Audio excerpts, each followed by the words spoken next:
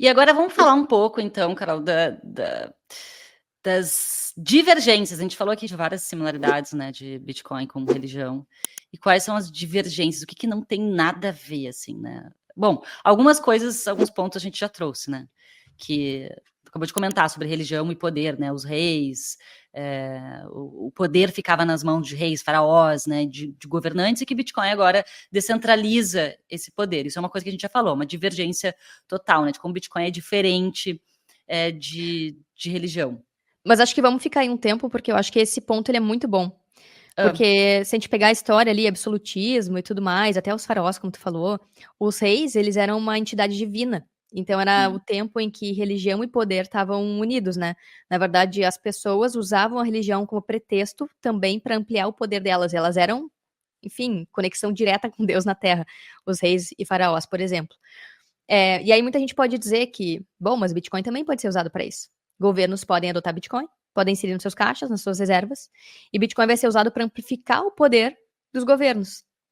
E aí, por um lado, sim, no sentido de que quem adotar Bitcoin primeiro vai ter mais poder financeiro no futuro, mas vai ser mais rico, mas por outro lado, de forma alguma, porque Bitcoin sendo descentralizado, por mais que um governo tenha muitos Bitcoin, tipo, sei lá, o Butão lá, é, o próprio não. Bukele, né, em El Salvador. Sim, mas o Butão tem mais Bitcoin per capita, por exemplo. Quem que Hum. era Butão antes do Bitcoin? Quem que era El Salvador antes do Bitcoin?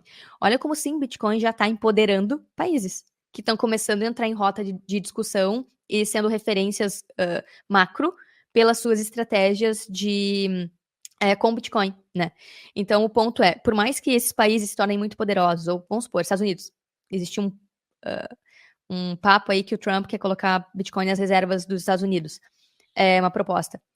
Por mais que faça isso, não tem como nem Estados Unidos, nem El Salvador, nem o Butão, nem país nenhum mudar a rede Bitcoin a benefício próprio, como governos, impérios e reis, faraós faziam no passado. Ou seja, eles jogavam a narrativa que eles eram contato direto com Deus, que eles eram uma entidade divina na Terra, e eles eram todo poderosos. Eles propagavam a narrativa que eles quisessem de religião naquela época. Com o Bitcoin não tem isso. Existe um código que todo mundo consegue verificar de forma transparência, pública e de forma transparente, pública e open source, que não tem como governo nenhum ter mais poder na rede Bitcoin. No sentido de mudar o código, de mudar, de centralizar, de monopolizar, de, sabe, editar como a rede funciona. Então, mesmo que isso aconteça, essa é uma grande divergência. Não tem como monopolizar o Bitcoin como rede. Vai No lá. caso, antigamente, os governos, eles tinham uma grande, vamos dizer assim, uma parceria com as religiões. Governos e Isso. religiões tinham um grande lobby, digamos assim, conviviam muito juntos e estavam muito entrelaçados para controlar as pessoas, controlar as narrativas, ter poder, né, sobre as pessoas. Isso. E o que tu está dizendo é que com Bitcoin, os governos, eles não conseguem interferir na rede Bitcoin, não conseguem fazer esse tipo de parceria, porque não tem nem com quem fazer, né? Não sabe nem quem é o criador, não tem como dominar a rede Bitcoin. Então, essa é uma grande diferença dos sistemas que perduraram até hoje, basicamente. Sim, até porque quando se pega as escrituras antigas, alguém escreveu e, de alguma forma, não se muda muito, a não ser que surja uma nova, alguma nova, um novo capítulo para ser inserido, né? Mas quem que decide isso? Quem que decide que capítulo vai ser inserido? Sei lá, religião cristã, Vaticano? Não sei, sabe? No Bitcoin, a história está sendo escrita o tempo todo e os blocos estão ali e é a rede funcionando de forma orgânica. Então não tem ninguém determinando como que vai evoluir a rede Bitcoin, e não tem como mudar, diferentemente das religiões, né, que tipo, os padres, o Vaticano, existe uma entidade central, hierárquica, decidindo tudo, e é exatamente essa hierarquia que não existe no Bitcoin.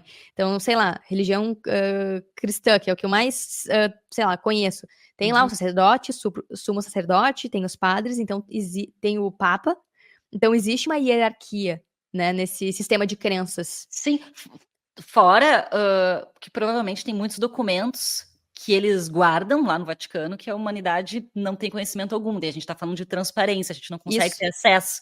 né? Que documentos são esses que a gente não consegue saber o que está escrito, o que tem ali? Eu imagino, eu não sei, quem está mais por dentro disso, comenta aqui. Se você está vendo no YouTube, comenta aí embaixo no YouTube, manda mensagem para a gente no Spotify também, se você está ouvindo esse podcast no Spotify. Se você tem mais conhecimento sobre esse assunto, sobre esses manuscritos, sobre esses documentos que não são abertos para as pessoas, comenta aí. Mas eu acredito que tem muita coisa que não é divulgado para as pessoas, né? Não foi a público, sobre documentos muito antigos e tudo mais. E muita coisa foi destruída também, né?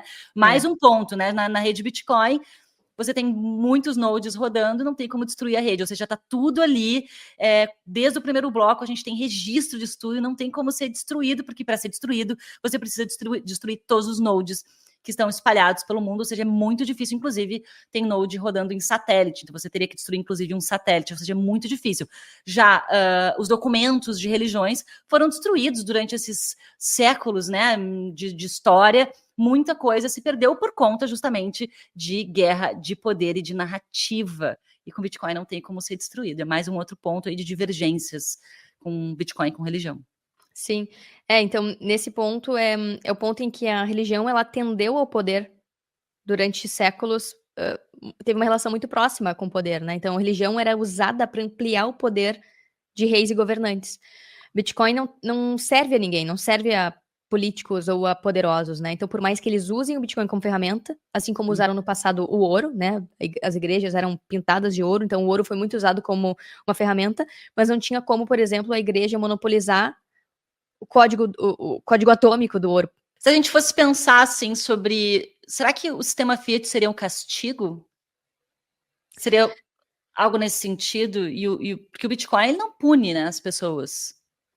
Não, o sistema Fiat ele age em cima do castigo, né? Então tem Seria essa situação.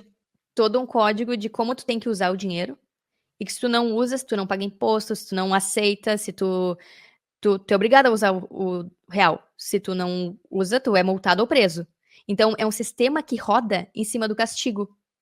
Assim como muitas religiões antigas. Era tudo, se tu não for uma pessoa boa, se não fizer isso, X, Y, Z, se não tiver tal ritual, tu vai ser punido por Deus. E Fiat é a mesma coisa. Se tu não fizer X, Y, Z, se tu não aceitar o real, tu vai ser punido, tu vai ser preso, vai tomar multa, entende? E Bitcoin, por outro lado, é um sistema que não pune. Tu adota se tu quiser, e se tu não seguir as regras da rede, simplesmente tua transação não vai ser propagada. Teu node não vai se conectar com os outros. Então, não existe castigo no Bitcoin. É esse o ponto que eu queria dizer, né? E que no sistema Fiat, ele é totalmente apoiado no castigo. Usando o sistema legal e a coerção para forçar as pessoas a usarem e também a seguirem as regras Fiat. E com o Bitcoin não existe esse castigo. Se tu não seguir as regras do protocolo, simplesmente vai ser ineficiente a tua transação. Tu simplesmente não vai fazer parte da rede, ninguém vai se conectar contigo, tuas intenções não vão para frente, a não ser que as tuas intenções, ações, operações, transações sejam alinhadas com todo o propósito maior do Bitcoin, que é construir esse novo sistema financeiro. Ou seja, se tu seguir as regras que os outros nodes estão rodando, se tu armazenar os registros, beleza, tu vai fazer parte da rede. Se tu seguir as regras de consenso, tua transação vai ser propagada, vai entrar no bloco, tu vai conseguir enviar e receber.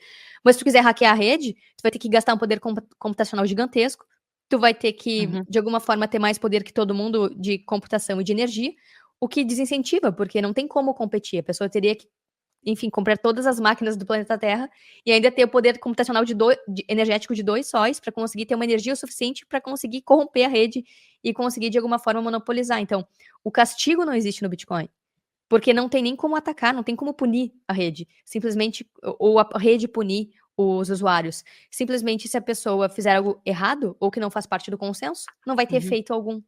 E esse é o ponto, né? É nisso que Bitcoin e religiões divergem, porque muitas religiões funcionam na base do castigo, na base do medo, que é como o Fiat funciona. E Bitcoin até, enfim, tem uma coisa assim mais mística de tipo, não tem o que tu faça que tu consegue destruir a rede, é indestrutível.